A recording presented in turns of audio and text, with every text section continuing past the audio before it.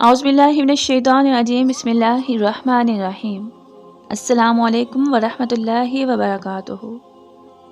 قرآن و دین کی جانب سے ایک اور نئی معلوماتی ویڈیو میں خوش آمدید۔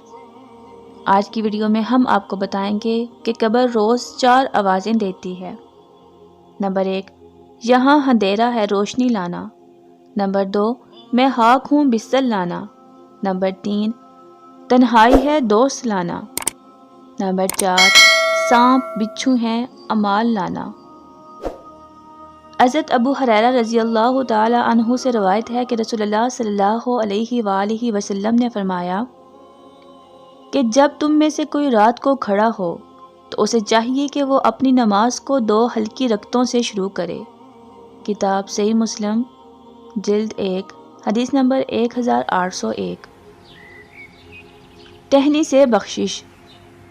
حضرت ابو ہریرہ رضی اللہ تعالی عنہ سے مروی ہے کہ رسول اللہ صلی اللہ علیہ وآلہ وسلم نے فرمایا، ایک شخص راستے پر چلا جا رہا تھا کہ اس نے سر راہ ایک کانٹے دار ٹہنی پڑی دیکھی اور اسے پرے ہٹا دیا تو اللہ تعالیٰ نے اس کی اس نیکی کو قبول فرما لیا اور اسے بخش دیا۔ کتاب بخاری۔ اپنے گناہ جڑوائیے۔ رسول اللہ صلی اللہ علیہ وآلہ وسلم ایک ایسے درخت کے پاس سے گزرے جس کے پتے سوکھ چکے تھے۔ آپ صلی اللہ علیہ وآلہ وسلم نے اس پر اپنا عصائے مبارک مارا تو اس کے سوکھے پتے جھڑ پڑے اور ساتھ والوں نے وہ منظر دیکھا۔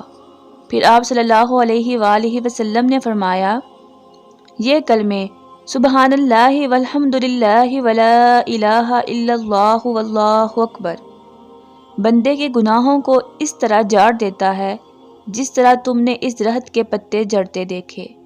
کتاب جامع ترمذی۔ جائے نماز سادہ رکھیں۔ حضرت عائشہ رضی اللہ تعالی عنہا روایت کرتی ہیں کہ نبی کریم صلی اللہ علیہ وآلہ وسلم نے ایک روز اون کے کپڑے میں نماز پڑھی جس میں نقش بنے ہوئے تھے۔